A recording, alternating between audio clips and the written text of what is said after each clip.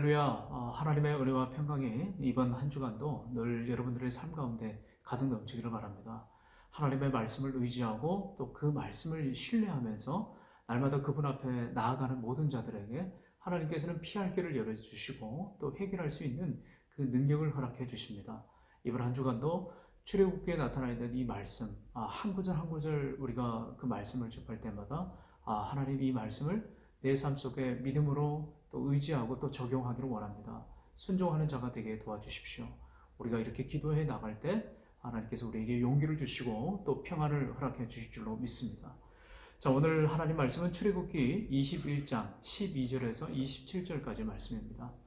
자, 하나님의 말씀, 그 십계명의 말씀을 온 이스라엘 백성들을 앞에 하나님께서 선포하셨습니다. 선포된 그 하나님의 말씀을 이스라엘 백성들이 두려움과 떨림 가운데 그 말씀을 접하게 되었죠. 얼마나 크신 하나님의 은혜입니까? 얼마나 놀라우신 하나님의 그 말씀을 또 이스라엘 백성들이 또 받았습니까? 그러나 그들의 반응은 두려움이었어요. 떨림이었어요. 당연한 거죠. 신적인, 초월적인 하나님의 그 능력, 그 음성 앞에 사람들은 두려워하게 되어 있습니다.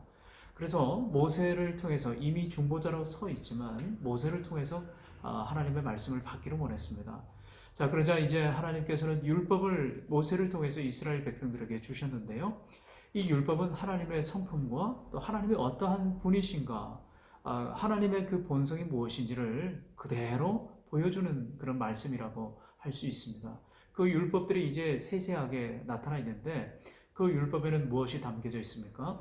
사람을 향한 하나님의 사랑, 인애와 자비와 긍휼, 무엇보다도 하나님께서는 생명과 이 자유를 너무나도 귀하게 여기시는 너무나 인격적인 그 하나님이심을 율법 가운데 우리가 볼 수가 있습니다.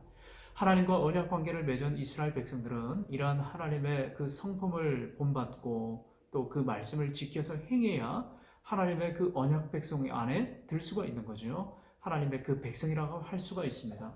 자, 오늘 말씀은 바로 이런 하나님의 생명에 대한 중요함, 그 가치가 얼마나 하나님께서 귀하게 여기시는지를 고스란히 보여준다고 할 수가 있습니다. 12절에 보니까요, 사람을 쳐 죽인 자는 반드시 죽일 것이나 라고 이렇게 되어 있어요. 자, 오늘 생명에 대해서 먼저 말씀해 주시면서 사람을 살인한 사람 두 가지 부류가 있다고 이야기를 하고 있습니다. 첫 번째로 그 고의성이 없는 사람, 미필적으로 계획이 없는 그런 살인을 부지 중에 실수로 살인을 하는 사람, 이런 사람들의 경우와 그 다음에 아주 계획적으로 살인한 사람, 고의적으로 살인한 사람, 그 사람을 이제 들 수가 있는데요. 고의적으로 살인한 사람은 이 고의라고 하는 말은 교활하게 꾀를 내고 계획적으로 살인했다라고 이렇게 표현을 하는 겁니다.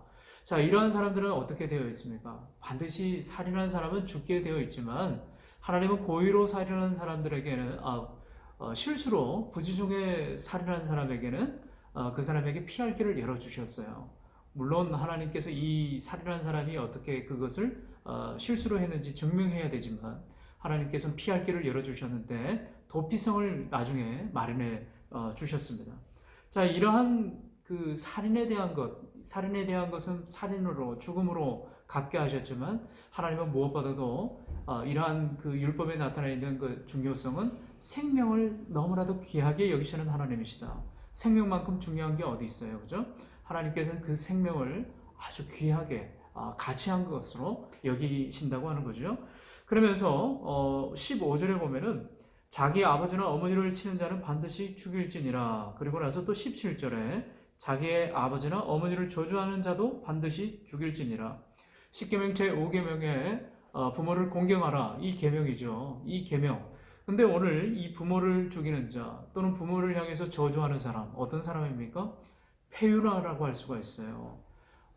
부모를 욕되게 하는 경우라 할 수가 있죠. 이러한 사람은 반드시 하나님께서는 제5계명에 해당되는 부모를 공경하라고 하는 그 언약을 어긴 경우에는 반드시 죽이라고 그렇게 말씀하십니다.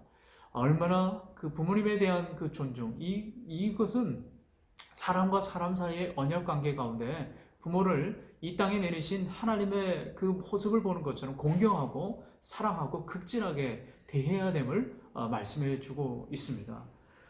자, 그 다음 뒤에 이어서 이 그 종에 대한 것, 종에 대한 그 형벌이라든지 그 다음에 어떤 재산을 침범했을 때, 그 다음에 23절, 24절, 25절에 보면은 다른 해가 있으면 갑되 생명은 생명으로, 눈은 눈으로, 이는 이로, 손은 손으로, 발은 발로, 된 것은 된 것으로, 상하게 한 것은 상함으로, 때린 것은 때림으로 갚을지니라, 이렇게 되어 있는데요.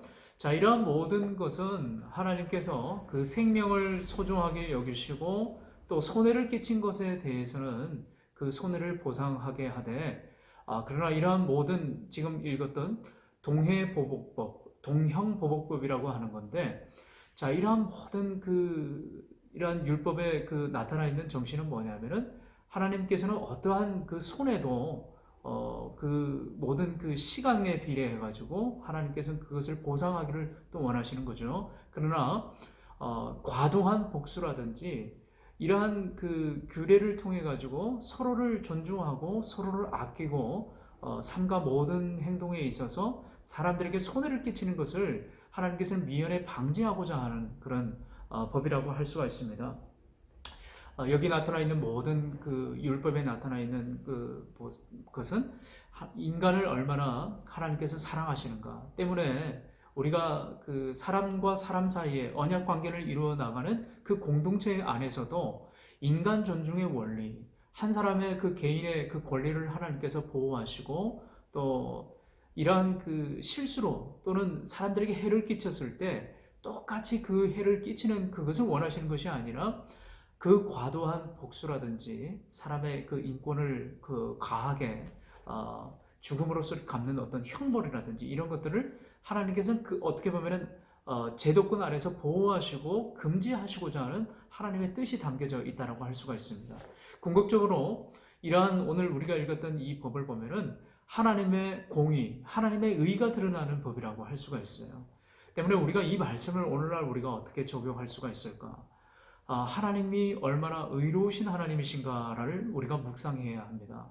하나님은 사람과 사람 사이에 나타나 있는 이 인간의 제도 안에서도 하나님의 의가 드러나기를 원하시는 거예요. 사람을 사랑하시고 보호하시고 또 하나님께서 인격적으로 그들을 얼마나 참으시고 또 그들을 자비하시고 또 인애가 충만하신 그 하나님의 의, 서로를 사랑하고 하나님의 그 공의와 정의가 드러나는 그 아름다운 세상을 믿는 자들이 이 세상에서 살아가고 또 누리기를 원하신다고 하는 거죠. 우리는 이런 하나님의 공의와 정의를 이 세상 가운데 실현하고 실천해야 될 그리스도인의 의무가 있다고 하는 겁니다. 오늘 이 주신 말씀을 기억하고 우리와 관계 맺고 있는 모든 사람들을 사랑하는 마음, 하나님의 공의와 정의로 이 세상을 바라보고 불의한 것에 대해서는 그리스도인으로서 그것을 어떻게 우리가 구체적으로 해결할 수 있을까? 하나님의 공의를 만들어가는 그래서 하나님의 참다운 백성으로서의 삶을 살아가는 우리 모든 청년들이 되시길 주님의 이름으로 축원합니다.